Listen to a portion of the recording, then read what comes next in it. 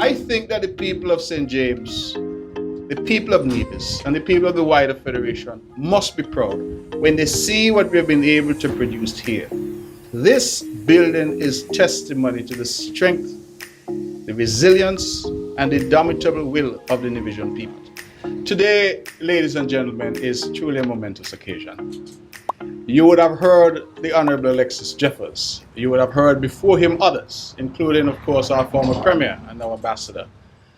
You would have heard the pathway and the history of this particular journey that we have been on.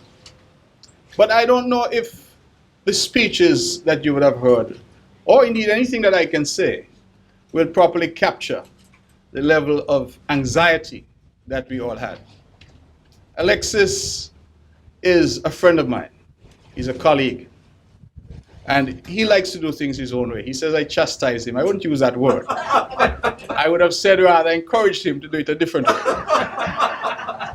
But what he says is instructive, because he said he started and he had no idea how he would finish. But his philosophy was if he started it, it must finish.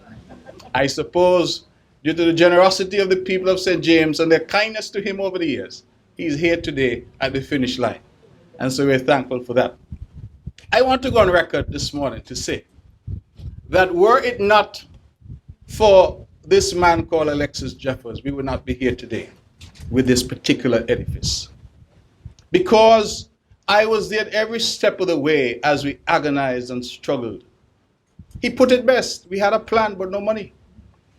And all of us know that you could have the best plans in the world if you don't have money to execute that plan. Crop of smoky pipe. We had a plan. And he went out and he designed, you hear, a 9,000 square foot building. 9,000 square foot building with no money. And he started out with the Nevis Housing and Land Development Corporation with a mere $50,000. You know why? The pressure from the people of St. James was so severe. Because every day they passed here, they said, you knocked down the police station and you ain't doing anything. So he decided that he would start with a mere 50,000 to show some intent and goodwill to the people of St. James, to say to them that when we make a commitment to them and to the people of Nevis, we make it because we mean it. And we intend to deliver on that commitment. And over the past 2 years or so, I drive by, and I'm sure you drive by, there was a fence that was up. And I said to Minister Jeffers, I said, Deputy Premier, we have to have an opening of this building before the end of 2020. 2020 has been a terrible year for all of us. But I thought that at the end of this year, we needed some good news. We needed the people to have a little success story.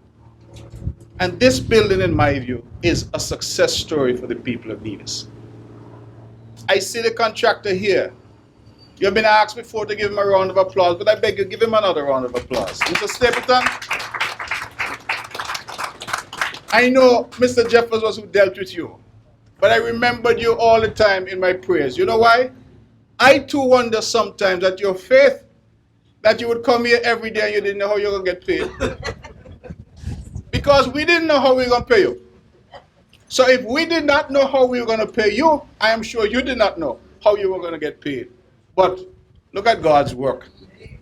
God's handiwork, that today we are here. Today is the day that the Lord hath made, and we must rejoice and be glad in it, because here we are. So faithful workers, unsure of how they will get paid, but came every day because of their commitment to the idea and their commitment to the island of Nevis. So Mr. Stapleton, thank you. Thank you. Minister Jeffers, one point, I believe those in the opposition said that he was a bulldozer. And had anybody called me a bulldozer, I would have been insulted. I would have felt badly. But knowing him the way I know him, you know what he said? Bulldozer is used to build. And it's a critical part of any process of construction. So he liked the name.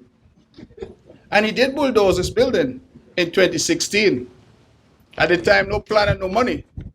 He later got a plan, but no money. And today, the end of 2020, we're here and we have a brand new building. I think that the people of St. James, the people of Nevis, and the people of the wider Federation must be proud when they see what we've been able to produce here. This building is testimony to the strength, the resilience, and the indomitable will of the Nevisian people. It did not come easy and it did not come cheap.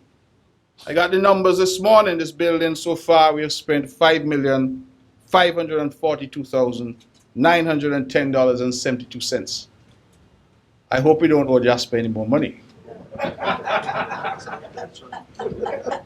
But we have spent so far $5.5 million. We have, as you have been told, financed that in part by a loan from First Caribbean of $2.6 million. We want to thank them and their representatives, who I'm told are here, for their kindness in agreeing to lend us $2.6 million. We have been funded in part by $2 million from the federal government, and we want to thank Prime Minister and the federal government for their contribution. And the balance has been funded by the Nevis Island Administration, and we want to thank, of course, our taxpayers who have made resources available. And you have had the execution of the project, as you've been told, done to the Nevis Housing and Land Development Corporation, which, as you've heard, has spearheaded many an important project on the island of Nevis thus far, and has delivered quality projects to us. I believe Minister Jeffers put it best, that at NHLDC we have demonstrated that we have the necessary expertise and the necessary capacity to deliver good quality projects for the benefit of the people of Nevis. Ladies and gentlemen, as I reflected on what I might say this morning, I didn't write a speech so much. Well, to be truthful, I came to office this morning and asked, have some remarks been prepared for me? And I was told you forgot to tell anybody to prepare remarks. So I said, all right, I will try to do the best that I can. But as I reflected, and we look at policing and national security, and we look more specifically at the security of the island of Nevis, you would recognize that successive Nevis Island administrations have always invested in our police. I can think of the Gingerland Police Station. I can think of the Cotton Ground Police Station. I can think of the barracks at Bath. I can think of the barracks at Butlers. And now we come to this police station. It has always been our commitment to our security forces. And I like the way that Minister Jeffers put it. If you think that this is like Four Seasons, some say even better, our security forces deserve the very best that we can offer them. They go out every day, and I say it all the time, that when I am in my bed at nights, I feel more comfortable knowing that they're out there standing and protecting me and my family. And no praise is too much for them, no accommodation is too good for them, no expenditure is too much for them. I see Mr. Brandy smiling. He likes to hear them things. The reality is that the police deserve the best that we can offer. And the conditions that existed here in Newcastle prior to this edifice were simply unacceptable. And we made that decision, and difficult as the journey has been, with the strength of God and His grace and His mercy, we are here today. And I say thank you to all who had a hand in it. The police should now see and feel the commitment of the Nevis Island administration to them and their welfare. We see buildings, but we've also purchased vehicles. We've made whatever we can make available, whether it's fire, police. We have a contingent of the army that's over here. And we have tried time and time again to do the best that we could with the limited resources that we have to make sure that those men and women who serve in Nevis serve in an environment that is conducive. And I would want to encourage those who will inhabit this building. I'm hearing that there's already a scramble of people wanting to serve in this particular area because they now know that they will have Four Seasons-like accommodation. I would want to encourage them to treat the building well. It will now be your home and your base of operations. Treat it well. Those who are privileged to live and work here, treat it well. For those in the community, if you have no business here, Don't try and get yourself in trouble to come in here. Pass on the outside and admire it from the outside. But treat it well. Recognize that this is an investment that has been made for the future safety and security of the people of Nevis and the wider Federation. And let us treat it with respect, and let us recognize the effort that went into producing this. This building represents tangible evidence of the commitment of this government to the security forces and to safety and security for all the people of the island of Nevis. Ladies and gentlemen, it leaves me really only to conclude by saying that I feel particularly pleased and honored today to stand in front of you as the Premier of Nevis, carrying on the rich legacy of the Honorable Vance Amory and others who went before him. I feel a deep sense of pride because when we as a people can celebrate accomplishments such as this, I think it should make all of us proud. And for all of you who are here and all of you who will get the tour shortly, I believe that you will be impressed. I have purposely stayed away from this building because I wanted the opportunity, just like you, to see it for the first time on the inside.